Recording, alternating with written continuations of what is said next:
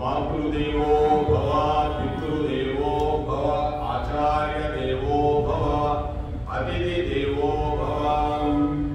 जय श्री कृष्ण चैतन्य प्रभो नित्यानंद, श्री अद्वैत गदाधर श्रीवासादि गौर भक्त वृंद।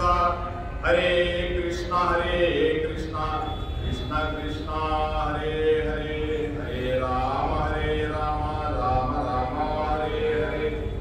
ఏడుకొండలవాడ వెంకటరమణ గోవింద గోవింద, ఆపదములవాడ ఉదయకాసులవాడ శ్రీనివాస గోవింద గోవింద, రాధా కృష్ణ గోవింద, రాధా శ్యామ గోవింద, బృందావన గోవింద, మధుర గోవింద. మహాభక్తులందరికీ ఆ భగవంతుని ఆశీస్సులు, ఆ చిన్ని కృష్ణుడు ఆశీస్సులు ఎల్ల వేళలా ఉండాలని, ఆ రాధాకృష్ణుడు ఆశీస్సులు కోరుకోవడం అనేది మన మొట్టమొదట మాతృదేవో భవ, పితృదేవో భవ అనుకుంటున్నాం. రోజు ఒకసారి తల్లిదండ్రులకి నమస్కారం చేసుకోవడమే. ఎందుకంటే శరీరం ఇచ్చారు కదా, కానీ శరీరం ఇచ్చింది కృష్ణ పరమాత్ముడే, కానీ అమర రూపంలో ఆ శరీరంలో నుంచి వచ్చాం కాబట్టి ఒకసారి తల్లిదండ్రులకి నమస్కారం చేసుకోవడమే. రోజు నమస్కారం చేసుకోవాలి.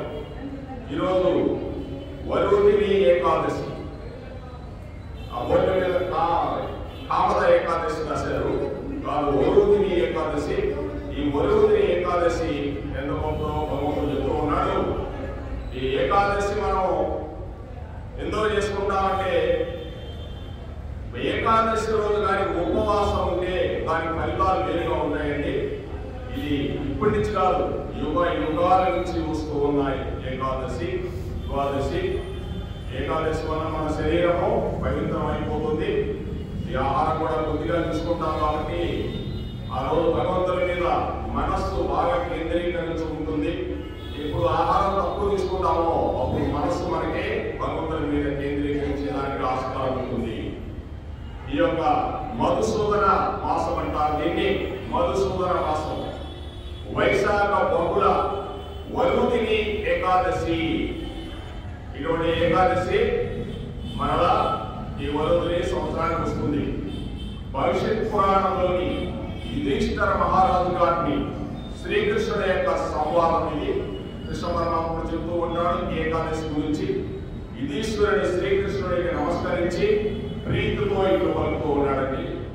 దయచేసి వైశాఖ బహుళ ఏకాదశి వ్రత మహాత్మ్యముల గురించి నాకు తెలియపరచగలరని నేను కోరుకుంటున్నాను కృష్ణ అని ధర్మరాజు అడుగుతూ ఉన్నాడు. అప్పుడు శ్రీకృష్ణుడు, ఓ మహారాజా, ఈ ఏకాదశి వ్రతము ఆచరించిన వారు మిక్కిలి సౌభాగ్యవంతులు కాగలరు. ఈ ఏకాదశి వ్రతాన్ని ఆచరించిన వారు మిక్కిలి సౌభాగ్యవంతులు. సౌభాగ్యం అంటే ఇక దానికి తిరగలేదు, అటువంటి సౌభాగ్యవంతులు అవుతారు. ప్రపంచంలో ఉన్న సకల పాపములు ఈ ఏకాదశి వ్రతంతో నశించిపోను. ప్రపంచంలో ఉన్న సకల పాపములు అంటే మనం చేసిన పాపాలు, ప్రపంచంలో ఉన్న పాపాలన్నీ నశించిపోవు. మనం చేసుకున్న పాపం ఈ ప్రపంచంలో తిరుగుతూ చేసుకోవటం కాబట్టి అవన్నీ కూడా నశించిపోతాయి ధర్మరాజా అని కృష్ణ పరమాత్ముడు చెప్తూ ఉన్నాడు. భాగ్యహీనులు కూడా భాగ్యవంతులు. ఎవరైనా ధనం లేని వాళ్ళు ఉన్నా, దారిద్ర్య పీడితులు ఉన్నా ఏకాదశి చేస్తే భాగ్యవంతులు అవుతారు. అంటే భాగ్యం అంటే ఒక ధర్మే కాదండి, అన్ని రూపాలలో భాగ్యంగా ఉంటారు అని అర్థం. జన్మ మృత్యువుల నుండి రక్షింపబడి భక్తి మరియు ముక్తిని కూడా పొందుతారు. ఈ యొక్క జన్మ మృత్యువులు, పుట్టడం, చనిపోవడం ఇవన్నీ లేకుండా భక్తి కూడా వస్తుందంట, మరియు ముక్తి కూడా పొందుతారని కృష్ణ పరమాత్ముడు చెప్తూ ఉన్నాడు. ఈ వ్రతము ఆశ్రయించి పూర్వకాలంలో మాంధాత చక్రవర్తి, మాంధాత చాలా గొప్పవాడండి, అయోధ్యపురివాస దశరథ మహారాజు యొక్క తాత ముత్తాతలు మాంధాతులండి. ఆయన మాంధాత చక్రవర్తి. ఆ మాంధాత చక్రవర్తి భగవద్ధామానికి చేరాడంట. మాంధాత చక్రవర్తి ఈ యొక్క ఏకాదశి వ్రతం చేసి ఆ యొక్క భగవంతుడి దగ్గరికి వెళ్ళిపోయాడు. కురుక్షేత్రములో ఏకాదశి వ్రతం చేస్తే ఎంత పుణ్యం అవుతుందో, ఈ ఏకాదశి కురుక్షేత్రములో సూర్యగ్రహణ దినాలు ఉంటాయి. సూర్యగ్రహణ దినం వచ్చినప్పుడు మీరు 40 కిలోల బంగారం దానం చేస్తే ఎట్టి ఫలితం కలుగుతుందో, ఈ ఏకాదశి పాటిస్తే అటువంటి సకల ఫలితం లభించును. కురుక్షేత్రం అంటే యుద్ధం జరిగింది హర్యానాలో. అదే కురు అంటే చేయి, క్షేత్రము అంటే పొలము. దాన్ని కురుక్షేత్రం అనేది కురు అనే మహారాజు పరిపాలన చేశాడు ఒకప్పుడు. అందుకే దానికి కురుక్షేత్రం అనే పేరు వచ్చింది. కొన్ని వేల ఎకరాలు ఉండేదంట, లక్షల ఎకరాలు. అది పోరు ఇప్పుడు కురుక్షేత్రంలో 100 ఎకరాలు లేదు, అందరూ ఆక్రమించుకొని. అటువంటి కురుక్షేత్రం అంటే చెయ్యి అంటే ఏం చెయ్యి? ఈ చేతితో దానం చెయ్యి అదే కురుక్షేత్రము. ఆ కురుక్షేత్రంలో 40 కిలోల దానం చేస్తే ఎంత పుణ్యం వస్తుందో అటువంటి పుణ్యం ఈ ఏకాదశి వ్రతం చేస్తే వస్తుందని కృష్ణ పరమాత్ముడు స్వయంగా చెప్తూ ఉన్నాడు. కురుక్షేత్రం చాలా గొప్పదండి. ధర్మక్షేత్రే కురుక్షేత్రే. అటువంటి ధర్మక్షేత్రం అది సామాన్యమైన క్షేత్రం కాదు. కనుక ఓ రాజా ఇంకోటి చెప్తున్నాడు, గుర్రము దానం కంటే, నువ్వు గుర్రం దానం చేసావని కంటే దానికంటే ఏనుగు చేసిన దానం చాలా గొప్పది. గుర్రాన్ని దానం చేసే బదులు ఏనుగు దానం చేస్తే చాలా గొప్పది అంటున్నాడు. ఏనుగు దానం కంటే భూదానం గొప్పది. ఏనుగు కంటే ఇంకా భూదానం చేస్తే చాలా గొప్పది. భూదానం కంటే నువ్వులు దానం గొప్పది. నల్ల నువ్వులు దానం చేయాలండి. నల్ల నువ్వుల దానం చాలా గొప్పది, శ్రేష్టమైనది నల్ల నువ్వులు. ఆ నల్ల నువ్వుల గురించి చెప్పుకోవాలంటే సామాన్య విషయం కాదు. నల్ల నువ్వులు దానికంటే సువర్ణ దానము చాలా గొప్పది. నువ్వుల దానం కంటే ఒక బంగారు ఇస్తే, ఇంత కొద్దిగా బంగారు దానం చేస్తే ఇంకా గొప్పది అంటున్నాడు భగవంతుడు. ఆ సువర్ణ దానము కంటే ఏ దానం గొప్పదంటే అన్నదానము గొప్పది. అన్నిటికంటే అన్నదానము శ్రేష్టమైనది మన రాజా, ఓ ధర్మరాజా అని చెప్తూ ఉన్నాడు. ఈ అన్నదానము కంటే మిక్కిలి గొప్ప దానము ప్రపంచమున వేరొకటి లేదని విషయమును శాస్త్రములో చెప్పబడి ఉన్నది. ఎందుకు గొప్పదండి? దానము లోపల అన్నదానం చాలా గొప్పది. అన్నం పరబ్రహ్మ స్వరూపం. మాతా అన్నపూర్ణేశ్వరి భిక్షాంతి గార మహాదేవ శంభో శంకర ఏడుకొండలవాడ వెంకటరమణ గోవింద గోవింద. అదండి మాతా అన్నపూర్ణేశ్వరి. ఆ శీలం ఉన్న అన్నపూర్ణేశ్వరి ఇంత కాళ్ళ దాకా ఉంటది జడ. మీరు ముందు చూడండి, పరమేశ్వరుడు వస్తాడు. అన్నదానం గురించి వచ్చింది కాబట్టి చెప్పుకోవాలి. ఆయన కపాలం పట్టుకొని వస్తాడు. మీరు వెళ్తే అన్నపూర్ణేశ్వరి అనే ఒక రూమ్ ఉంటుంది. ఆ రూమ్లోకి వెళ్తే మీరు చూసే ఉంటారు. అమ్మవారు ఈ యొక్క కదరీబంధం అంటారు. కదరీబంధం అంటే జడ ఇక్కడ దాకా ఉంటుంది. అమ్మవారి నా గడ్డి తీసుకొని ఇలా వేస్తా ఉంటుంది. ఆయన కపాలంలో వేస్తూ ఉంటుంది. ఆయన ఎప్పుడు అమ్మ నాకు భిక్ష పెట్టమ్మా అని వస్తాడు. పరమేశ్వరుడు అంతకుడు. ఎందుకయ్యా నీకు భిక్ష?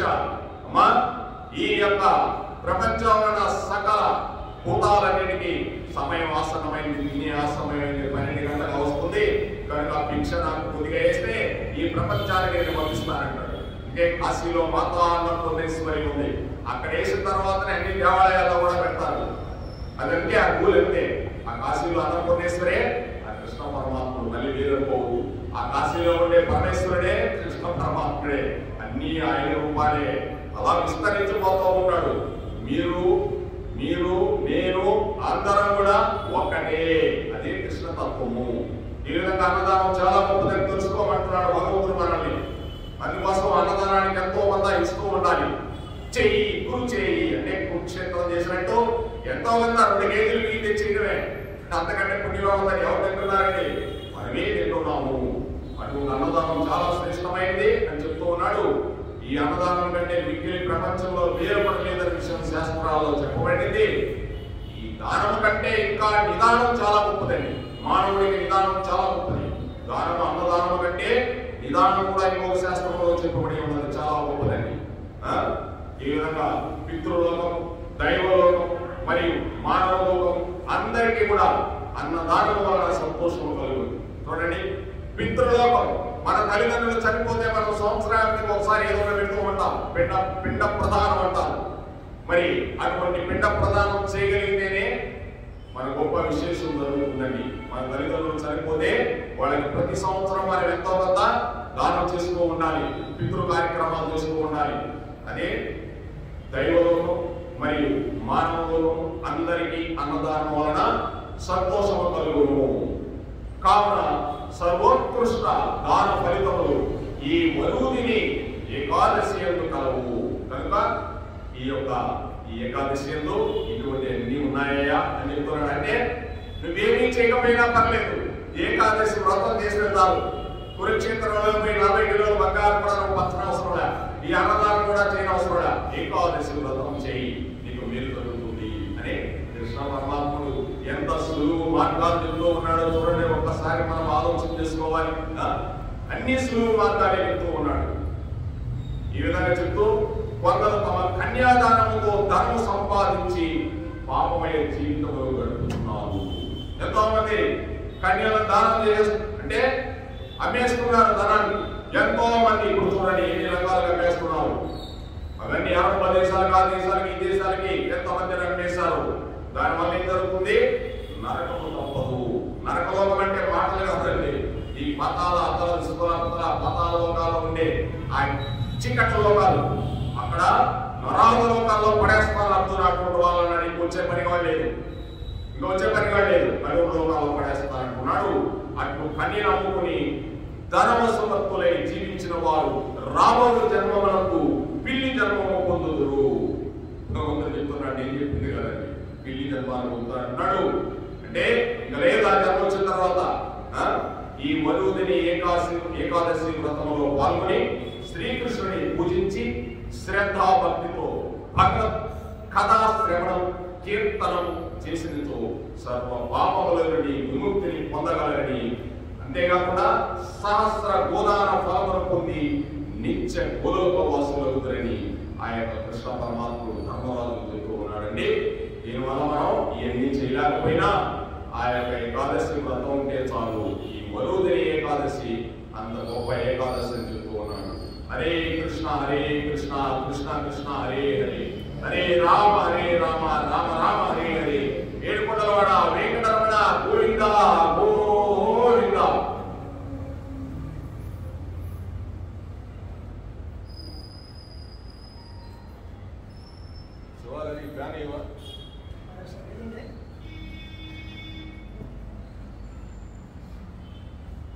భగవద్గీత 9వ అధ్యాయం అండి.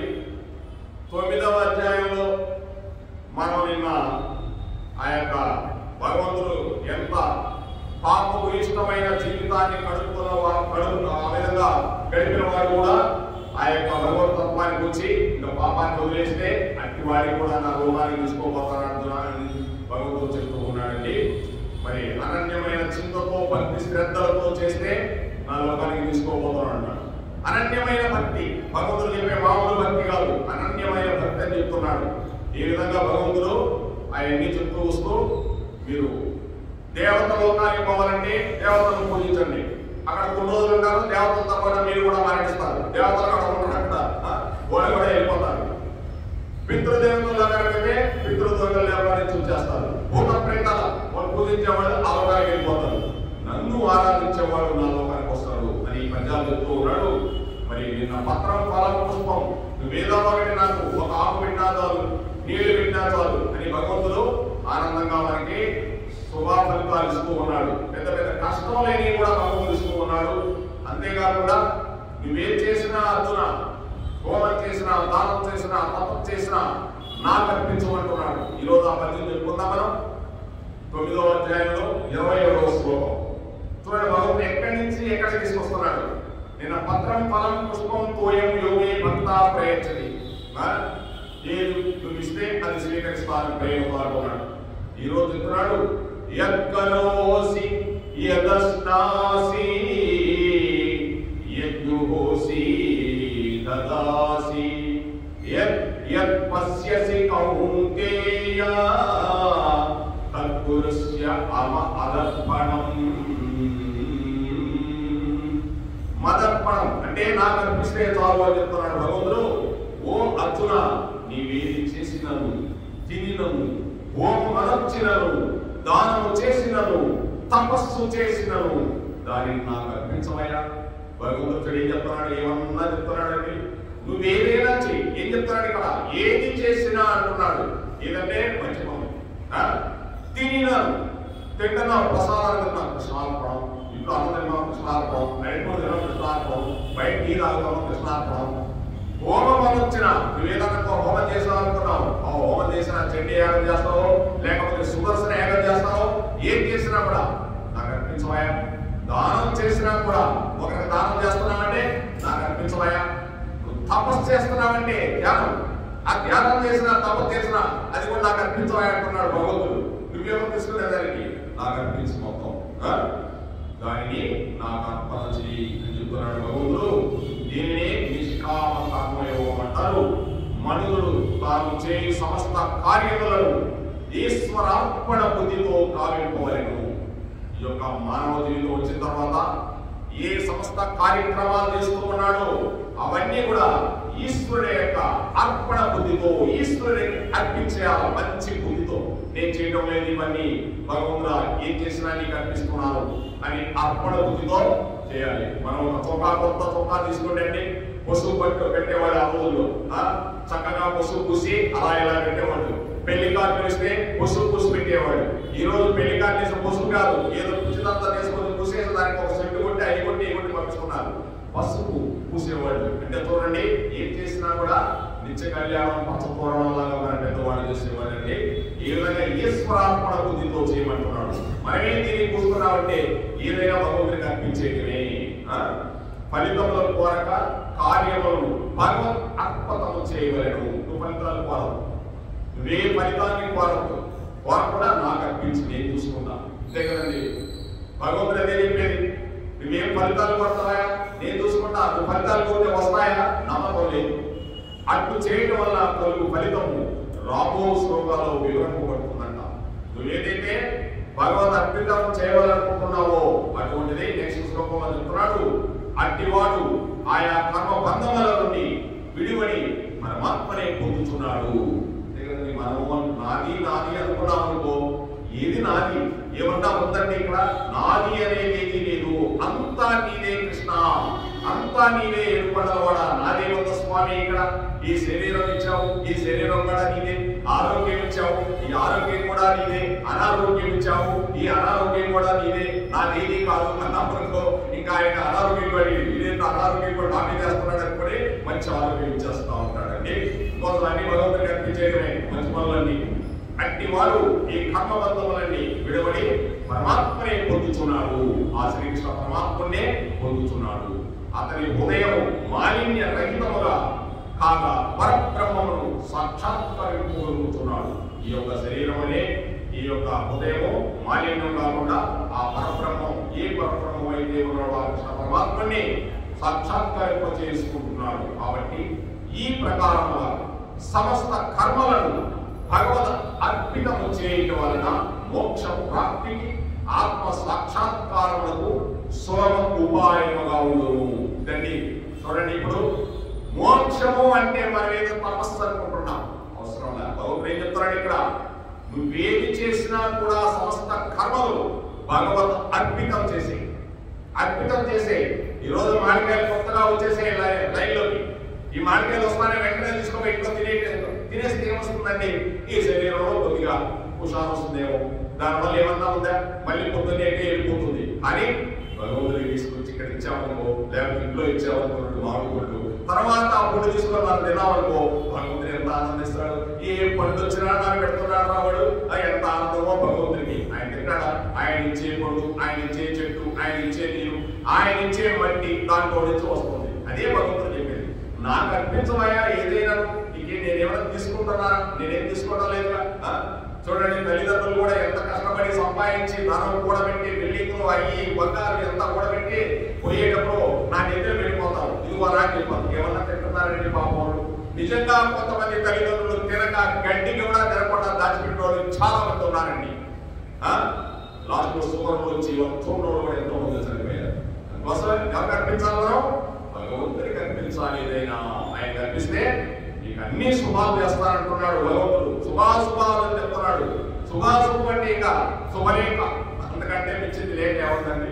అందుకోసం నువ్వు ఆత్మ సాక్షాత్కారం, మోక్షం కావాలంటే సులభ ఉపాయము అన్ని భగవంతుడికి అర్పించుకోవడమే.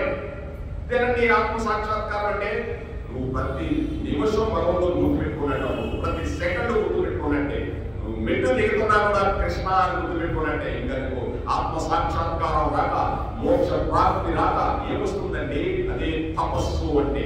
తపస్సు అంటే అదే ప్రతి క్షణం తపస్సు చేయడమే భగవంతుడి మీద. ఈ విధంగా ఏది చేసినను అని చెప్పుడితే, నువ్వేదైనా చేయి అని చెప్పుడితే పాపకార్యము చేసినను అని అర్థం కాదు. ఇక్కడ చెప్పేస్తున్నాడు మళ్ళీ భగవంతుడు. ఏది చేసినను అంటున్నాడు కాబట్టి నువ్వు పాపకారం చేసినంటే అర్థం కాదు. ఏదైనా పాప కార్యములను భగవంతుడికి ఎవరు సమర్పింపరు. ఎవరైనా సమర్పిస్తారండి పాపకార్యాలు? ఎప్పుడూ సమర్పించరు. అట్లే ఏమి తినను అని చోట నిషిద్ధాహారము అన్వయించకూడదు. నిషిద్ధాహారములు ఉన్నాయి. నిషిద్ధాహారం ఏంటండి? తమో గుణానికి సంబంధించినవి, మంచాలు ఇటువంటి అన్ని కూడా నిషిద్ధాహారాలు. అటువంటి అన్ని భగవంతుడికి పెట్టేసి నీ పెట్టేస్తున్నారు. తినేసేవంటే భర్త కన్నప్ప పెట్టాడు. ఎందుకు? ఆయన పెట్టే తింటాడు. భర్త కన్నప్ప ఏం తెలియదు, అందుకోసం పెట్టాడు కాబట్టి స్వీకరించాడు ఆ పరమేశ్వరుడు. ఆయన భర్త కన్నప్ప కూడా అర్థుడే లెక్క ప్రకారం వస్తే. ఎందుకంటే భగవంతుడు స్వీకరిస్తాడా? ఏమి స్వీకరించడు. అమాయకత్వంలో భగవంతుడికి ఏం కావాలంటాడు. ఆయన ఒక పన్ను తీసి పన్ను పెట్టాలంటాడు. నేను చేస్తాను పన్ను ఏమన్నా లొట్టబడి పన్ను కాదు, అందుకోసం నేను తీరు. ఆయన కన్నప్ప కాబట్టి తీశాడు. అందుకోసం నిషిద్ధాహారం అటువంటి అన్ని కూడా అన్వయించుకోకూడదు అని భగవంతుడే ఇంకే చెప్తూ ఉన్నాడు. కర్మ చేయక ఏ జీవి ఉండలేదు. ఏ జీవైనా ఉందండి కర్మ చేయకుండా? ఏ జీవి ఉండలేదు. ఏదో కర్మ చేయాల్సిందే. ఉదయం లేచినది మొదలు రాత్రి వరుణుల వరకు పెక్కు కార్యములను జీవులు చేయించుంటుంది. లేచిన కాడించి ఏదో ఒక పని చేస్తూనే ఉంటాము. ఏదో ఒక పని, ఏదో ఒకటి ఆ కుర్చీ అయ్యేయడమో, ఇంట్లో అదొక చేయడమో, లేకపోతే చేయడమో.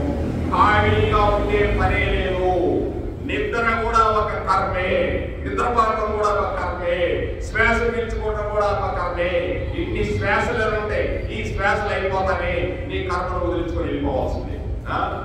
శ్వాస కూడా నీ యొక్క ఆయుష్ ప్రమాణాన్ని రోజు రోజుకి తగ్గిస్తూనే ఉంటుందండి. శ్వాస కూడా అంతే. ఈ విధంగా ఎటు తిరిగి వారిని తప్పక చేయవలసి ఉన్నది కాబట్టి, ఏది పెక్కు కార్యములను జీవుడు చేయవలసి ఉన్నది కాబట్టి, కావున కృష్ణార్పణమస్తు బ్రహ్మార్పణమస్తు అని వారిని నేల చేయరాదు. మనం ఎందుకు అలానే చేయలేదు? ఏదైనా కూడా క్రమ చేసినప్పుడు కృష్ణార్పణం, రామార్పణం అని, శివార్పణం అని ఆ భగవంతుడికి అర్పించేటవన్నీ కృష్ణార్పణమస్తు. మీరు పెళ్ళంతా అయిన తర్వాత పంతులు గారు చూడండి ఏం చెప్తారు తెలుగులో. పంతులు గారు అయితే యత్ర యోగేశ్వర కృష్ణ యత్ర పార్థో ధనుర్ధర తత్ర శ్రేణిర్విజయో భూతిగద్రువా నీతిర్మతిర్మిమా. యోగేశ్వరుడైన శ్రీకృష్ణ పరమాత్ముడు ఎచ్చట ఉండును, మీకు ధనుర్ధారి అయిన అర్జునుడు ఎచ్చట ఉండును. అతడు విజయము, సంపద, ఐశ్వర్యము, శాంతి నిశ్చయంగా అక్కడ నిలబడి ఉంటుందండి. అందుకోసం కృష్ణార్జునుడు ఉండాలి ఇంట్లో. ఆయన ఎలా ఉంటాడు? కృష్ణుడు యోగీశ్వరుడై ఉంటాడు. అర్జునుడు ఎలా ఉంటాడు? ధనుర్ధారి అయి ఉంటాడు. అంటే నీకు భయం లేదు. కృష్ణార్జునుడు ఉన్న అటువంటి ఫోటో పెట్టుకోవాలి ఇంట్లో. అందుకోసం అటువంటి కృష్ణార్జునుడు కావాలి. అందుకే ఆ యొక్క భగవత్ అనుగ్రహం సిద్ధించుటకు, కర్మ బంధము తొలుగుటకు రెండు సిద్ధించును. అంటే బ్రహ్మార్పణం, కృష్ణార్పణం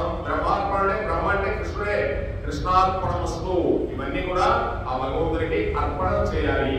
ఏదైనా ఒక యోగం చేసినా, యాగం చేసినా, యజ్ఞం చేసినా, చండీ యాగం చేసినా లాస్ట్కి నిజమైన జ్ఞాని అయితే చాలా వరకు చేస్తారు, మొత్తం కృష్ణుడికి అర్పించేసి వెళ్ళిపోతారు. కృష్ణార్పణం అనేసి ఆ పదము వేసేసి ఇంకా ఆయన లెగుస్తాడు అంతే. ఇంకంతే, ఆ పదం చేస్తేనే సంపూర్ణం, లేకపోతే అసంపూర్ణం. ఎక్కడైనా కూడా ఏడు కూడా మీద ఆయన యజ్ఞం చేసినా కూడా సరే కృష్ణుడికి అర్పించవలసిందే. కనుక ఈ యొక్క సిద్ధించుటకు, కర్మబంధము తొలగించుటకు రెండును సిద్ధించును.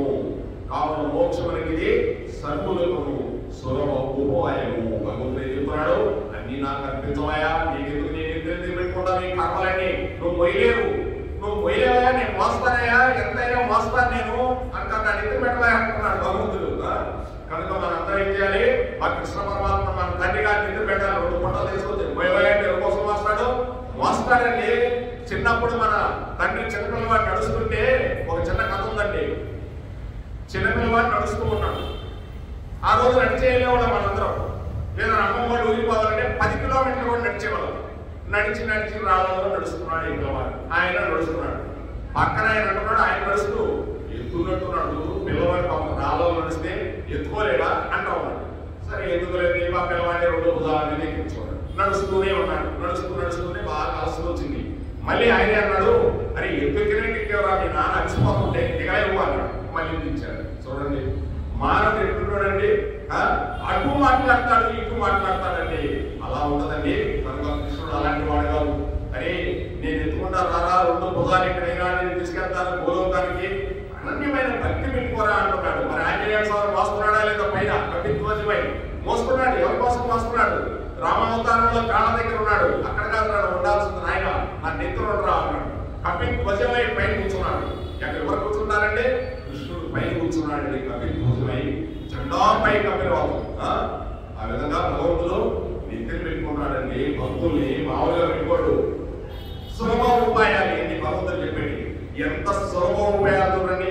అందుకే కొంతమందికి తెలియక ఏదేదో చేస్తుంటారు, ఎందుతో చదువుతుంటారు. విష్ణు సహస్రనామాలు, లలితా సహస్రనామాలు, పారాయణాలు ఎందుకు చేస్తున్నాం? ఇవన్నీ ఉంటది దానికి కూడా, కానీ అర్థం చేసుకొని ఒక్క పదం చేస్తే చాలు. అంటే నువ్వు అర్థం చేసుకోకుండా ఎన్ని చదివినా, ఏం చదివినా, ఏం చేసినా కూడా దానికి ఫలితము శూన్యము. ఆ చదివిన చేతి చదువుతారు, తర్వాత తొందరగా అయిపోవాలా. విష్ణు వసంకార భూత వయసు అయిపోయింది. దీనివల్ల ప్రయోజనం లేదు. భగవంతుడు చెప్పేది, భగవంతుడు ఏం చెప్తున్నాడు? సులభతను చెప్తూ ఉన్నాడు. ఏం చేసినా నాకు అర్పించు, ఏం చేసినా నువ్వు నాకు అర్పించు. బ్రహ్మార్పణం, కృష్ణార్పణం. ఈ విధంగా మోక్షానికి అందరూ అర్హులేనని సులభమైందంతా. అందుకోసమే ఎక్కడ వస్తుందా మోక్షం, బొమ్మ తమ చేయాలేమో, లేకపోతే పదాలు చదవాలేమో, ఇవన్నీ కూడా భగవంతుడు చెప్పారు. కుల, మత, జాతి, మత భేదం అన్ని చెప్పాడు అంతకుముందు. ఎవరైనా నా నామస్మరణ చేస్తే చాలు మోక్షం ఇచ్చేస్తానంటున్నాడు. ప్రేమతో చేస్తే చాలు. ఈ ప్రేమ తెలుసుకోవాలంటే ఇప్పుడు భగవద్గీతలో భాగవతం తెలుసుకుంటే తెలుస్తుంది. కానీ ఇంకొకటి తెలియదండి. ప్రేమ అంటే ఏదో ఉన్నామనుకుంటామంటే అలా ఉంటుంది. ప్రేమ అంటే ముఖ్యంగా పని పాటలు చేసుకుని గృహస్థునికి ఈ పద్ధతి ఎంతయో సులువుగా ఉంటుంది. భగవంతుడు ఏం చెప్తున్నాడు? పని పాటలు చేసుకునే గృహస్థులకు ఈ యొక్క పద్ధతి ఎంతో సులువు. వంట చేసుకుంటున్నాడు కృష్ణార్పణం, వంకాయలు పోతున్నాయి కృష్ణార్పణం, ఇంకోటి చేస్తుంటే కృష్ణార్పణం, అంటుతో ఉంటే కృష్ణార్పణం, ఏది చేసినా కృష్ణార్పణం. ఇక ఆ అంట్లు కూడా శుభ్రమైపోతాయి. కృష్ణ పదం వినిందంటే అంట్లు కూడా శుభ్రమైపోతాయి. అది కృష్ణ అనే పదం అంటుందండి. ఆనంద నిలయం, అటువంటి ఆనందమైన జీవితం కృష్ణ. ఆ నామమే అటువంటిది. కర్మ కరోమి తత్త అఖిలం శంభోత ఆరాధనం. ఓం పరమశివ, నేను నడిచినను, కూర్చున్నను, భుజించను, ఏది చేసినను అది అంతయు నీ ఆరాధనమే అని ఒక భక్తుడు భగవంతుని గురించి పలికిన పలుకులు ఈ సందర్భమున స్మరణీయులై ఉన్నాయి. చూడండి భగవంతుడు ఏం చెప్తున్నాడు? ఏం చేసినా కూడా నువ్వు కూర్చున్నా, నడిచినా, భుజించినా, ఏది చేసినా అదంతయు నీ ఆరాధనే. నీకు ఆరాధన చేసుకున్నానయా అని భగవంతుడు ఆ భక్తుల గురించి ఆ పలికిన పలుకులకి జీవుడు ఏ ప్రకారంగా కర్మలు ఆచరించవలేమో తాను ఏది చేసినను. చూడండి కర్మలు ఏ విధంగా ఆచరించాల కర్మలు. అందుకే ఏం కర్మ చేస్తామయ్యా, ఏం కర్మలో ఈ కర్మలు తగలబడే కర్మలు ఎప్పుడు చూసినా నన్ను అంటుకోనే ఉన్నాయని చూడండి. ఎప్పుడైనా సరే చూడండి, ఇంకేమన్నా మాట్లాడుతున్నా మాట్లాడు. కర్మ బాబు, పూర్వజన్మ చేసుకున్న కర్మ, రే పూర్వజన్మ చేసుకున్నా పుణ్యంరా, నువ్వు పూర్వజన్మ చేసుకున్న పాపంరా, నీ కర్మరా అంట చూడండి. చూడండి, చనిపోయినప్పుడు కర్మ, బతికున్నప్పుడు కర్మ, ఇవన్నీ కర్మని తలకొట్టుకుంటుంటాం. ఏంటి ఇదంతా? అందుకే భగవంతుడు చెప్తున్నాడు, ఏది కొట్టుకోవద్దు, నువ్వు ఏ కర్మ చేసినా నాకు అనిపించవయా, నేను చూసుకుంటాను, నీకెందుకు బాధ అంటున్నాడు భగవంతుడు. ఈ విధంగా తాను ఏది చేసినను, పూజించినను, హోమము చేసినను, దానం ఇచ్చినను, తపస్సు చేసినను, త్యాగం చేసినను భగవత్ అర్పణముగా చేయవలెను. ఆ భగవంతుడికి అర్పణం చేసేయాలి. అంటే ఆయనకి అర్పణంగా ఇచ్చేయడమే అంటారు ఊర్పదం. ఈయన అర్పణంగా ఆయన చేతులు పెట్టేస్తానని అంటారు. ఇదే అర్పణంగా భగవంతుడు చేతులు పెట్టడమే. ఏమన్నా ఉందండి, ఏమన్నా ఇస్తున్నావా కృష్ణ పరమాత్ముడికి? 2 అరటిపళ్ళు ఇస్తే 1 అరటిపళ్ళు కృష్ణుడికి ఇస్తారు, 1 అరటిపళ్ళు మనకి ఇస్తాడు. ఒక కొబ్బరికాయ కొడితే 1 చెప్ప ఆయన తీసుకుంటాడు, 1 చెప్ప ఆయనకి ఇస్తాడు. ఆ చెప్ప తీసుకోపోయి ఎదురుగా అభిలాష సోదరులు అనుకుంటాడు పూజారి గారు. ఏమన్నా అర్థం ఉందండి? ఐదవ పెట్టుకున్నాడు మన తండ్రి గారు కృష్ణుడు. ఏమీ కరడండి పాపం. ఎంత గొప్పవాడండి, ఎంత మంచివాడండి. అటువంటి భగవంతుడు వదులుకుంటే ఎలాగండి? మరి వెంకటేశ్వర స్వామి 7 కొండల మీద ఉన్నది. ఎంత నీళ్ళు వేస్తున్నారండి, ఎదిళ్ళు అనిపిస్తున్నారండి. ఏమన్నా ఒక లడ్డు తింటున్నాడు ఆ స్వామి? ఎప్పుడన్నా చూసావా? లేదు. అలా చూస్తాడంతే, చూసేసి మనకు పంపిస్తున్నాడు. అంతా మనమే తినేస్తున్నామండి. భగవంతుడు తింటున్నాడా అంటే మనలో ఉన్న ఆత్మే భగవతత్వము. అంతా భగవంతుడు తినేస్తున్నాడండి. గుర్తుపెట్టుకోండి, ఎవ్వరూ తింటంలా ఇక్కడ. ప్రతి ఒక్కడు భగవంతుడిలో తినేస్తున్నాడు ఏ ఆహారమైనా. అందుకే అన్నదానం చాలా శ్రేష్టమైనది. నువ్వు తింటే భగవంతుడు తిన్నట్టే, నీ తింటే భగవంతుడు తిన్నట్టే, కుక్క తింటే భగవంతుడు తిన్నట్టే. ఏది తిన్నా ఆకలి ఆకలి ఆకలి. ఎవరు ఆకలి అంటున్నారు? లోనే జీర్ణాశయం భగవంతుడే. ఆ జీర్ణాన్ని కదిలించేది కూడా భగవంతుడే. ఆ జీర్ణం అంటే ఆ వేడినిచ్చేది కూడా. వేడి లేకపోతే ఆహారంగా ఉండదండి. వేడి పుట్టిస్తేనే లోన ఆకలి అవుతుంది. అందుకే బాగా ఆకలి అయినప్పుడు తినలేదనుకో మనం, ఆ వేడి ఏమవుతుందంటే కొన్ని రోజులకి గ్యాస్, అంటే ఆ వేడి ఏమవుతుందంటే ఆ జీర్ణశక్తిని చంపేస్తుంది. అందుకే గ్యాస్ అంటారు. గ్యాస్ రూపంలోని ఆ వేడి పగ మండిస్తుంది. అందుకే ఆకలి అయినప్పుడు కడుపులో పగ మంటస్తుందా, తొందరగా తినాలయా అంటారు. చూడండి, ఎవరు తింటున్నారండి? ఈ మంట ఏంటి, తినడం ఏంటి, పోవడం ఏంటి? ఒక్కసారి అర్థం చేసుకోండి. భగవంతుడు ఎంత సృష్టి చేశాడండి ఈ శరీరానికి. ఎన్ని రంధ్రాలు ఇచ్చాడండి? 9 రంధ్రాలు ఇచ్చాడు. మాయదానే మనలా బండీరా, ఈ మాయదేహం 6 చక్రములతో అమనేయున్నదిరా. ఈ మాయదేహం 6 చక్రాలు ఉంది, 6 రంధ్రాలు ఉన్నాయి. ఎన్ని చక్రాలు, ఎన్ని రంధ్రాలు, ఎన్ని అవయవాలు పెట్టాడో భగవంతుడు. ఏ అవయవం పడి రాకపోతే డాక్టర్ దగ్గరికి పరిగెత్తా. మరి భగవంతుడు ఇచ్చిన ఇన్ని అవయవాలు మనకంత పరిశుభ్రంగా ఉంచుకోవాలండి.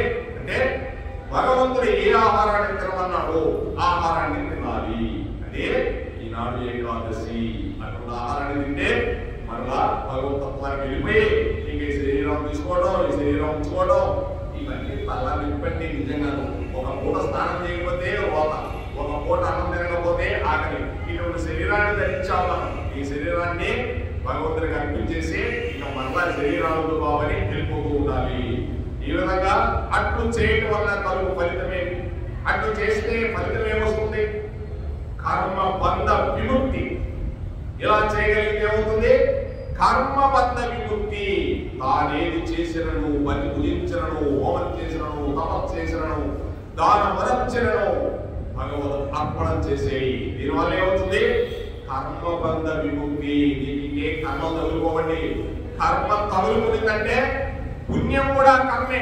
గుర్తుపెట్టుకోండి, నువ్వు ఎంత పుణ్యం చేసినా మళ్ళీ వచ్చే జన్మలను అనుభవించాల్సింది. అందుకోసం పుట్టిస్తాడు భగవంతుడు. మళ్ళీ ఆ పుణ్యం కోసం కూడా నాకు వద్దు స్వామి, ఈ పుణ్యం వద్దు, పాపం వద్దు, అన్ని నీకే అర్పించేస్తున్నా. అది అలా భగవంతుడు చెప్తూ ఉన్నాడు. కాబట్టి భగవత్ ప్రాప్తి ఎలా కలుగుతుందంటే ఈ విధంగా ఎంత ఈజీగా చూడండి. అందుకే అయ్యా నాకు మనసు బాగలేదు, భగవంతుడు ఎలా కనిపిస్తాడు? భగవంతుడు ఎలా కనిపిస్తాడేంటి? ఇంకో భగవద్గీత చెప్తున్నాడు కృష్ణ పరమాత్ముడు, నువ్వేం చేసినా నాకు కనిపించవయా? అప్పుడు నీకు కనిపించినట్టే నీకు ఒకరికి ఆకలి అవుతుంటే నువ్వు అన్నం పెట్టావనుకో, ఎంత ఆనందం అండి. ఆకలయ్యేవాడు అన్నం తింటుంటే నువ్వెంత ఆనందించవచ్చు. పిల్లవాడు పరిగెత్తుకుంటా వచ్చి ఇంటికి వచ్చి అమ్మ అన్నం పెట్టండి, అమ్మ తొందరగా వేడన్నం పెట్టి పెరిగేసి మజ్జిగేసి పచ్చడేసి ఇన్ని రకాలు పెట్టి ఇంకా తినరా అంటే వాళ్ళని వెళ్ళిపోతున్నాం. ఎవరన్నా ఆ విధంగా పెట్టేవాళ్ళు ఉన్నారండి? ఎవరన్నా ఉంటారా? తల్లి తర్వాత పెట్టే అంత శక్తి ఎవరికీ లేదండి. ఏది నువ్వు ఏదన్నా బాగలేదన్నా కూడా అమ్మ సరేలేదా నేను బాగా చేస్తాను. అదే భార్యని బాగలేదంటే అమ్మ మాకు ఎన్నోడో లేవా అంటారు. మా అమ్మ దగ్గర నేను బాగా తినంటే మీ అమ్మ దగ్గర తిరిగిపో, నా దగ్గర ఎందుకంటే ఏడన్నా అమ్మ దగ్గరికి వెళ్ళేదానికి. కానీ ఏదో అమ్మా నువ్వు దర్శనం మాత్రమే తినాలని తిరిగిపోవాలి, కళ్ళు మూసుకొని తిరిగిపోవాలని. అమ్మ అంటే అమ్మే. అందుకోసండి ఆ కృష్ణ పరమాత్మని మనం ధ్యానం చేస్తే ఏది అయినా అర్పించేస్తే మనకి ఎట్టి సంబంధం లేదు. కృష్ణార్పణం ఇది వదిలించుకోవాలి మన ముందు. అని ఇది నేను ఇచ్చాను, ఆ దానం నేను చేశాను, ఇది నేను చేశాను అనుకుంటే నీ కర్మబంధమే ఎదుర్కొంటుంది. నువ్వు మళ్ళీ ఆ కర్మబంధానికి రావాలా. ఈ కర్మబంధాన్ని వదిలించుకోమని చెప్తున్నాడు భగవంతుడు. అట్లు సమస్త కర్మలను భగవత్ అర్పణ చేయడం వలన కలు ఫలితమును వచించుతున్నారు. మళ్ళా చెప్తున్నాడు చూడండి, ఒక పద్యానికి ఎంత డిఫరెన్సో మళ్ళీ దానికి అన్ని కలగొట్టుకుంటుంటాడు కృష్ణ పరమాత్మ. అందుకే 9వ అధ్యాయం అర్జున రాజవిద్య రాజముఖ్యయోగం ఇటువంటి సీక్రెట్ విద్య ఇటువంటి ముఖ్యమైనది మరి ఒకటి లేదు. అందుకు రాజవిద్య రాజముఖ్య యోగం అనేది ఇది చాలా సీక్రెట్ విద్య. ఇటువంటి విద్య నీకు చెప్తాను. ఎవరు చెప్తారండి విద్య? ఎవరో చెప్పరు, మనకు కూడా తెలియదు. ఏం తెలుసు? ఎవరికైనా ఇచ్చారనుకో, నేనుగా ఇచ్చారని కాళ్ళ దగ్గర వేసుకుని అందరికీ నేను ఆ పని చేస్తున్నాను, అందరికీ ఇస్తున్నాను, అది ఇస్తున్నాను. ఏంటి నువ్వు ఇచ్చేది? నువ్వేమన్నా చేసుకొస్తున్నావా? నువ్వేమి ఇవ్వడం ఆ కృష్ణ పరమాత్మ ఉండబట్టి ఈ చెయ్యి ఉండబట్టి ఇచ్చావు. అదే నేను మంచంలో ఉంటే ఈ చెయ్యి ఇవ్వగలిగితే ఇతర పెరగాల్సి వస్తుంటే ఏంటి ఇచ్చేది? నువ్వు కోట్లు సంపాదించకుండా కొడుకోయా నీకు ఎందుకు దాన ధర్మాలు చేతులలో అంటాడు కొడుకు. భార్య అంటది, కొడుకు అంటాడు, వాడు అంటది నేను ఇంకా దాన ధర్మాలు చేస్తానంట, లేదు కొడుకోకుండా అంటారు. చూసారండి ఎవరిస్తున్నారంటే అంతా పరమాత్మ ఇస్తున్నాడు. ఆ పరమాత్ముడికి మనమే ఇస్తున్నాము. దానం ఒకటి చేయి కింద ఉందంటే నీ చేయి పైన ఉందంటే ఒక భగవంతుడు కింద పెడుతున్నాడు. నువ్వు భగవంతుడే ఇంకో భగవంతుడికి ఇస్తున్నావు. ఇదేనండి మాయా. ఇదంతా భగవంతుడి మాయ. శుభాశుభ ఫలైరేవం మోక్షసే కర్మ బంధనై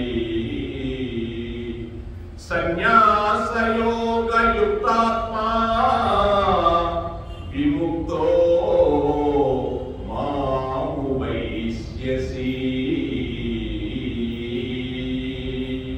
పార్థ ఈ ప్రకారముగా కర్మ సమర్పణ యోగముతో కూడిన వాడివై పుణ్య పాపముల ఫలములు కాక కర్మ బంధముల నుండి నీవు విడిపడగలవు.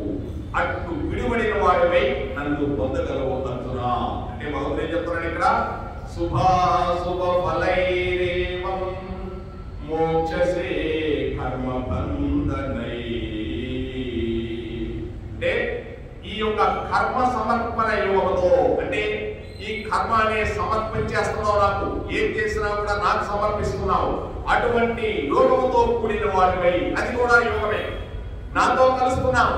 అందుకే కదండి రాజవిద్య రాజముఖ్య యోగం, అర్జున విషాద యోగం, సాంఖ్య యోగం, కర్మ సన్యాస యోగం, విజ్ఞాన యోగం, ఇవన్నీ కూడా సన్యాస యోగం. యోగము అంటే కలుపుట రెండు కలుపుట, నాతో కలుస్తున్నావు. ఆ యొక్క కర్మ సమర్పణ యోగంతో కూడిన వాడిపై పుణ్య పాప ఫలములను కూడా కర్మ బంధముల నుండి నీ విడివడగలవు. ఎప్పుడైతే ఈ కర్మ బంధాల నుండి నాకు సమర్పిస్తున్నావో ఈ పుణ్యము పాపము కూడా నిన్ను అంటకుండా నీవు విడివడగలవు. నువ్వు ఎప్పుడైతే నేను ఇస్తున్నావు అనుకుంటే బంధించేసినట్టే. నువ్వు ఆవులు పెట్టేస్తున్నావని చెప్పుకున్నావు అనుకో, నిన్ను బంధించేస్తున్నట్టే. అంటే మరి నువ్వు ఆవులుగా ఉంటారా? మరి ఎవరైనా పెట్టి తెచ్చేయాలా? ఎందుకోసం నువ్వు కర్మబంధాలు ఏది పట్టుకోవు. నాకే సంబంధం లేదు కృష్ణ అని కృష్ణుడికి అర్పించేయడమే. అట్లు విడిపడిన వాడిపై నన్ను పొందగలవయ్యా అర్జున. ఆ విధంగా విడిపడిన వాడిపై నన్నే పొందుతావు. నీకెందుకు ఇవన్నీ? నువ్వేమైనా తెచ్చుకున్నావా? నువ్వేం తేవడాలా? ఇక్కడ ఆ శరీరం కూడా తేవడాలా? ఇంకెందుకైతే నీకు అంత ఈజీ కాదండి. నేను చెప్తున్నాడు, బహునాం జన్మనామంతే జ్ఞానవాన్ మాం ప్రపద్యతే సర్వం వాసుదేవమయమని ఎన్నో జన్మల సంస్కార పరము వల్ల కోట్ల కోట్ల జన్మల నుంచి వస్తున్న పరంపర వల్ల ఒకనొక మాత్రమే యథార్థముగా తెలుసుకుంటాడు. ఏమని? ఇదంతా వాసుదేవమయం అంటే ఇదంతా కృష్ణమయం. ఎవ్వడు లేడు ఇక్కడ, మొత్తం కృష్ణమయం వాసుదేవమయం తెలుసుకుంటాడు. అట్టి వాడు నా లోకానికి వస్తాడు. అర్జున, అట్టి వాడు కోట్లలో ఒక్కడు దొరుకుతాడు. అంటే వాడు జ్ఞానం పొందిపోయాడు. బహునాం జన్మనామంతే మాం ప్రపంచే జ్ఞానవాం. అటువంటి జ్ఞానాన్ని పొందుతాడు. కొన్ని కోట్ల జన్మల నుంచి వచ్చి అటువంటి జ్ఞానాన్ని పొంది ఇదంతా వాసుదేవమయం అని తెలుసుకొని నా లోకానికి వెళ్ళిపోతాడు. ఇంకోటి మళ్ళీ ఇక్కడ తెలుసుకున్నాడు, జ్ఞానం పొందేశాడు. అటువంటి జ్ఞానం అంటే ఏంటండి? అంతా నీలో ఉండే కృష్ణుడు, నాలో ఉండే భగవంతుడు అందరం ఒకటే. మీకింత పెడితే నాలుగు తీయగా ఉంటుంది, నాకింత పెడితే ఎవరు తింటున్నారు? ఇదంతా అంతా మన కృష్ణ పరమాత్ముడే తింటున్నాడు. ఎవరు తింటుకోలేదండి, ఎవరు తింటుకోలేదు కనుక ఇవన్నీ నాకు అర్పించబోయే అంటున్నాడు. క్రిందట శ్లోకంలో చెప్పబడిన సర్వ కర్మ ఫల త్యాగులకు భగవత్ అర్పిత కర్మకు ఫలమిచ్చడం చెప్పబడుతున్నది. ఇక్కడ ఫలం చెప్తూ ఉన్నాడండి. నువ్వు ఇందాక ఇచ్చిన దాని గురించి కృష్ణుడికి ఇచ్చేసావు, కృష్ణార్పణ అని. ఆ ఫలితాన్ని ఇప్పుడు చెప్తున్నాడు. నువ్వు ఇచ్చిన దాని వల్ల ఏం ఫలితం వస్తుందో చెప్తున్నాడు. సన్యాసం అనగా కర్మ ఫల సన్యాసం అని అర్థం. అంటే సన్యాసము, న్యాసము అంటే నువ్వు ఏమీ లేదు ఇంకా. అంటే సన్యాసం అంటే సన్యాసం ధరించడం కాదు. సన్యాసం అంటే ఇది కూడా నువ్వు అర్పించేస్తున్నావు. ఇంకా నీకేమీ లేదు ఇక్కడ. సన్యాసం స్వీకరించడం అంటే నువ్వు నాకు అర్పించేస్తున్నావు. కర్మలను చేయొచ్చు, వాడిని నాకు అర్పణ చేయము. కర్మలు చేస్తూ నాకు అర్పణ చేయ అని చెప్తున్నాడు. ఈ విధంగా భగవానుడు చెప్పినందువల్ల సన్యాసం కలిగించట ఫల త్యాగమే అర్థమవునని, కర్మ త్యాగము కాదు. ఈ విధంగా నువ్వు అర్పణ చేస్తే కర్మ త్యాగం కాదు, ఫల త్యాగం వస్తుంది నీకు అని చెప్తున్నాడు భగవంతుడు. ఫలితం అంటే నీకు ఇంకేం అవసరం లేదు. ఫల త్యాగం అంటే ఇక భగవంతుడి దగ్గరికి వెళ్ళిపోవడమే. ఈ ప్రకారముగా సమస్త కర్మ ఫలములను భగవత్ అర్పణను చేయడం వలన జీవుడు శుభాశుభల రూప కర్మ బంధముల నుండి విముక్తుడై పరమాత్మను పొందగలడని ఇక్కడ వచించబడినది. శుభాశుభ ఫలై భగవంతుడు నోటికెళ్తుందండి.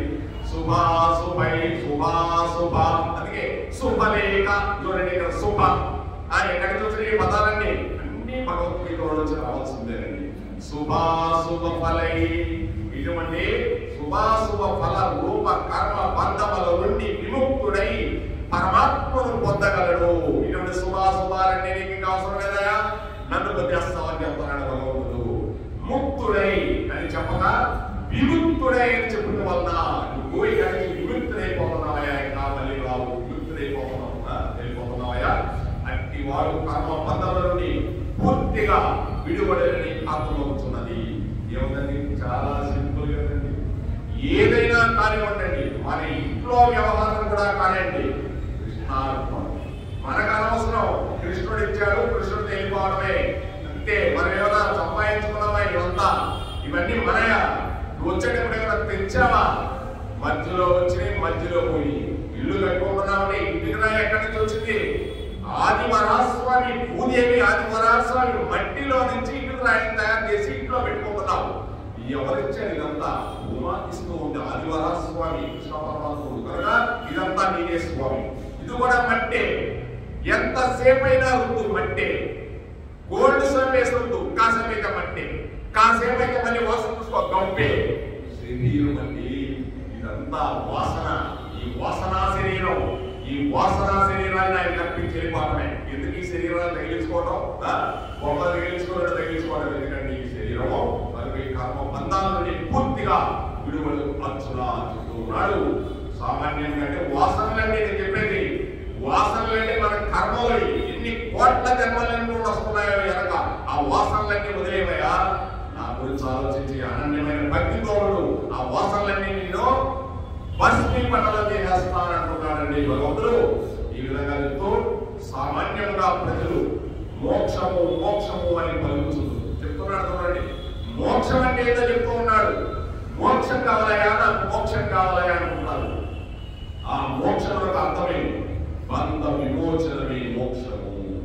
ఈ బంధాల నుండి విమోచన చేయని ఒక ఆవుగా గేదెలు కానీ కట్టేస్తామని అది బరువు తిప్పుకోవాలని ఎంత ట్రై చేస్తుందో చూడండి.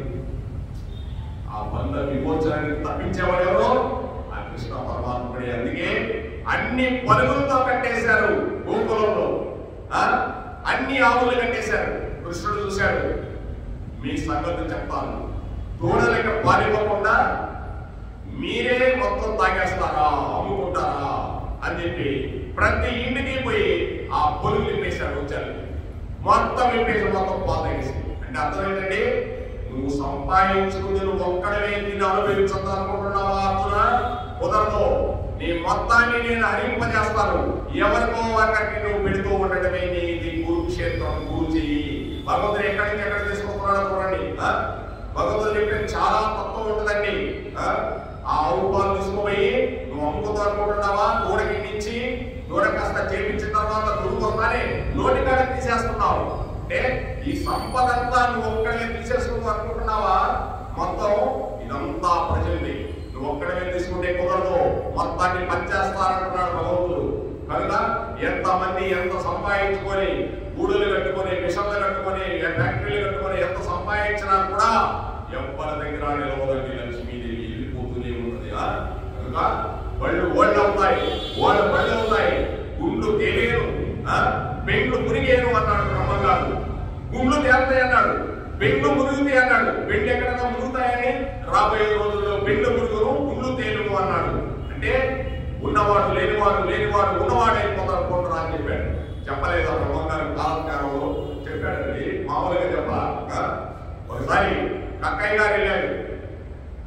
ఆయన కక్కయ్య గారు మాదివంశంలో పుట్టాడు. ఆయన ఎవరో కాదు, ఆయన యమదంతరాజు.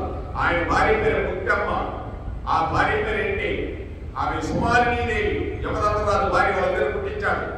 ఈయన రకరకాలుగా ఇబ్బంది పడుతుంటే నన్ను ఆ విధంగా అంటున్నారని ఈ విధంగా అంటున్నారని అంటే వాళ్ళ ఇంటికే వెళ్ళాడు. ఇంటికి వెళ్ళి చక్కగా కూర్చున్నాడు. కూర్చొని నాయన మా ఇంట్లో కూర్చోకూడదు, స్వామి పెద్దవాడు అన్నాడు. ఏ కూర్చుంటే తప్పేంటి అన్నాడు. వెళ్ళాడు. ఇప్పటికీ ఉందా హరిజనవాడు ఉంది, అక్కడ ఉంది, చూశాను నేను. వెళ్ళిన తర్వాత ఏమి నీవేమైనా గాలి పీలిస్తే గాలి దేవుడు నువ్వు రానంటున్నాడా? ఏమైనా నువ్వు వంట చేస్తే అగ్ని దేవుడు మంటనంటున్నాడా? నువ్వు దున్నితే పొలం దున్నితే దున్నని అంటున్నాడా? పంటనంటున్నాడా? నువ్వు పంట వేస్తే ఆకాశం వ్యక్తి చూస్తే ముద్దంటుందా? నువ్వు నీళ్లు తాగితే నీళ్లు తాగుతుందా? పంచభూతానికే లేదు నాయన, మీకెందుకు నాయన ఈ యొక్క మీ భగవంతుడు అప్పుడు వర్ణిస్తాడండి. బ్రహ్మగారు సామాన్యంగా ఇవ్వదా, అయితే మాకు ఎదింతేనా స్వామి అంటాడు. ఒకసారి చూసి రాబోయే రోజుల్లో మీరే రాజ్యాలు పరిపాలన చేస్తారు, బ్రాహ్మణుడు విపీఠాలు, మాలలు మంచాలు, కాలజ్ఞానాలు చూసుకోండి ఉంది కాకపోతే మీరే రాజ్య పరిపాలన చేస్తారన్నారు. ఈ రోజు రాజులు ఎవరు, రాజ్యాలు ఎవరివి, పరిపాలన ఎవరిది? చూడండి ఆశ్చర్యం. అంటే పెండ్లు తిరిగేను గుండ్లు తేలేను అన్నాడు. వాడు వీడైపోతాడు, వీడు వాడైపోతాడు కోటి అన్నాడు. ఒకటే చూడండి, పిల్లల్ని చూసేవాడు పక్కింటివాడు ఏమైపోతున్నాడు, కోట్లు సంపాదించేస్తున్నాడు, ఈ ఉన్నాడే వెళ్ళిపోతున్నాడు. ఆశ్చర్యం అండి. లేకపోతే ఈ భూములంతా ఏంటి? విక్రమనామ సంవత్సరంలో ఎగుడు దిగుడు భూములు సమానం అవుతాయి అన్నాడు. నేను ఎన్నిసార్లు చదివాను. విక్రమనామ సంవత్సరం 2005లో వచ్చింది. 2005లో దాకా పెద్ద రేట్లు లేవండి, అప్పుడప్పుడే వస్తూ ఉన్నాయి. ఎగుడు దిగుడు భూములు అన్నాడు. అంటే మన పల్లెటూరుకు పోయి అరే ఇది ఎక్కడ ఉంచకుండా ఇప్పుడు అది ఒకప్పుడు 1000 రూపాయలు అయితే అయ్యా ఇది 1 కోటి రూపాయలు అంటారు. ఎందుకు పనికిరాదండి? ఎగుడు గోవించితే చెప్పేస్తారు. అలా అయిపోయింది ప్రపంచం. ఆయన వెళ్ళిపోతూ అన్నాడు. చూడండి, ఎక్కడ చూసినా రేట్లు, ఎక్కడ చూసినా ఇది కోసం భగవంతుడు ఏం చెప్తున్నాడు? బంధ విమోచన చేసుకో. ఇవన్నీ నీ కాదు. ఎక్కడి నుంచి ఎక్కడ పోయావండి? ఇవన్నీ నీ కాదు. బంధ విమోచన చేసుకో, మోక్షం వస్తుంది. చూడండి ఎంత సింపుల్ గా చెప్పాడు. నాది నాది అనుకుంటే ఈ బంధంలో ఇరుక్కుపోతాం. సాలి పురుగు ఆ గూట్లో ఎలా ఇరుక్కుపోతుందో ఉండి ఉండి ఉండి ఉండి ఉండి సాలి పురుగు రోజులు ఆ గూడు తెచ్చేసేది. ఆ విధంగా ఈ బంధంలో ఇరుక్కోగలరు అని చెప్తున్నాడు భగవంతుడు.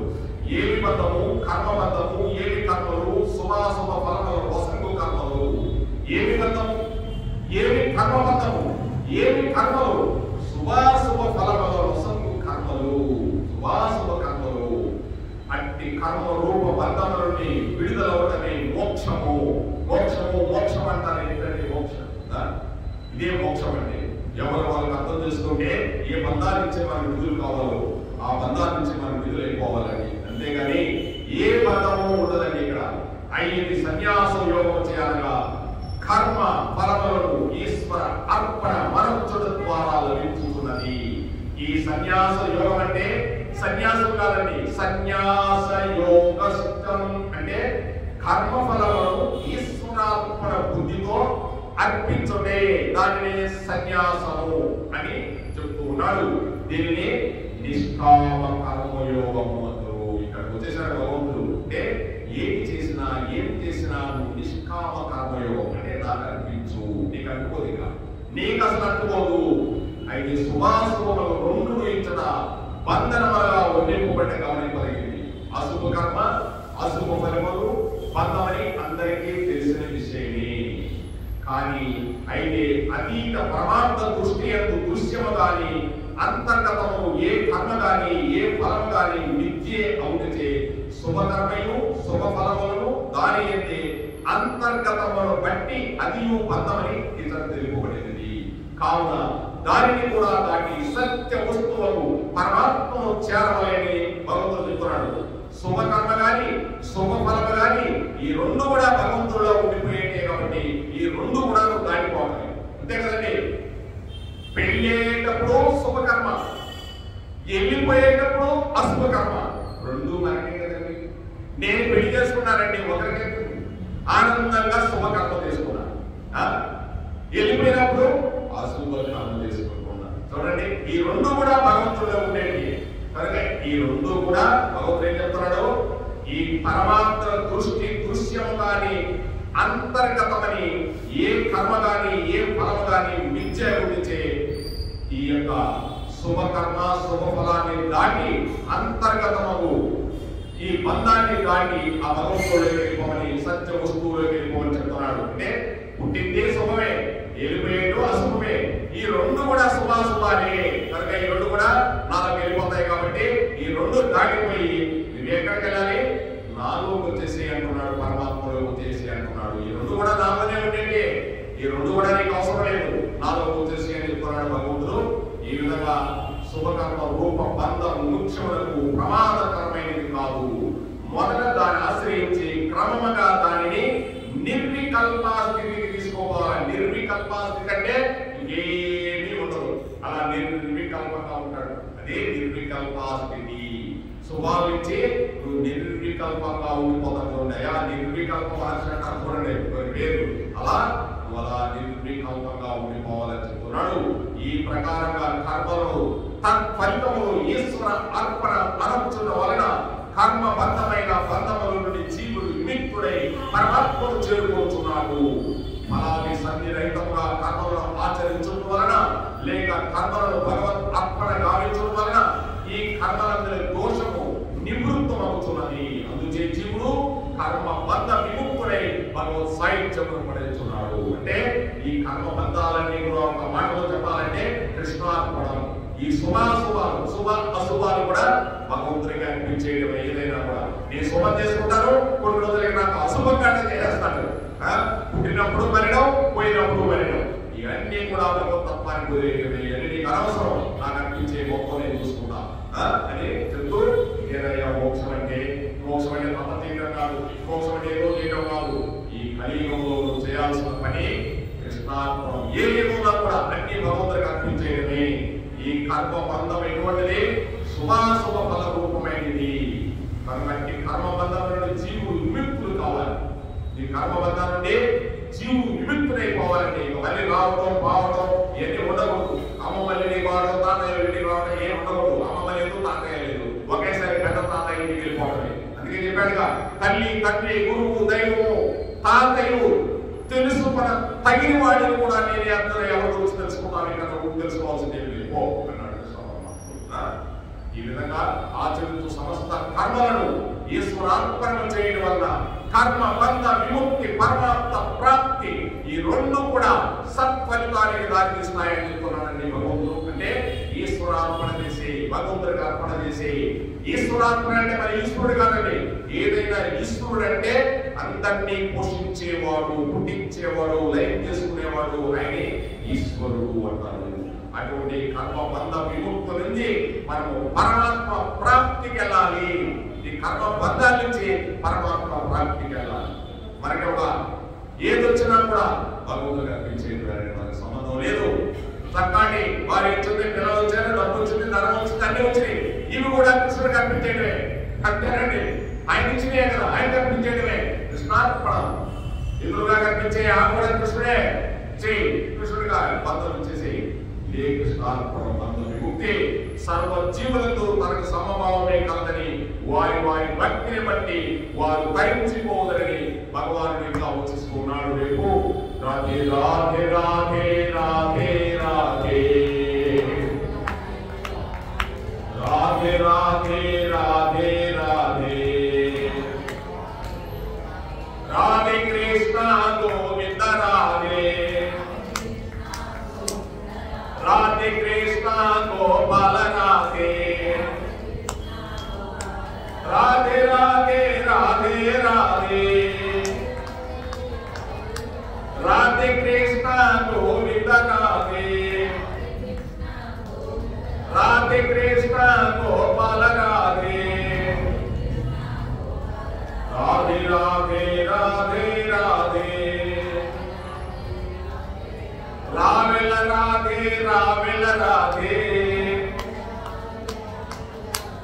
రాధే రాధే రాధే రాధే జయ రాధా కృష్ణ గోవింద की, राधा श्याम गोविंद की, वृंदावन गोविंद की, मधुर गोविंद की, ఏడుపడలవాడ వెంకటరమణ గోవింద గోవింద, ఆపద గురుకులవాడ ఉదయకాసులవాడ శ్రీనివాస్ గోవింద గోవింద, శ్రీ పుండరీకాక్షవర గోవింద గోవింద, శ్రీ పాండురంగవర గోవింద గోవింద, రుక్మిణీ విఠల గోవింద గోవింద, ముని మహారాజ్ గోవింద గోవింద, మహాభక్త బృందం గోవింద గోవింద, గోపాల ప్రభు గోవింద, శివభక్త బృందం గోవింద, సర్వం శ్రీ కృష్ణార్పణమస్తు. ఇవన్నీ ఎవరండి? గోపాల ప్రభు, శివాచార్య, అంతా కృష్ణుడే. అందుకోసం అందరూ కృష్ణార్పణం కృష్ణార్పణమస్తు.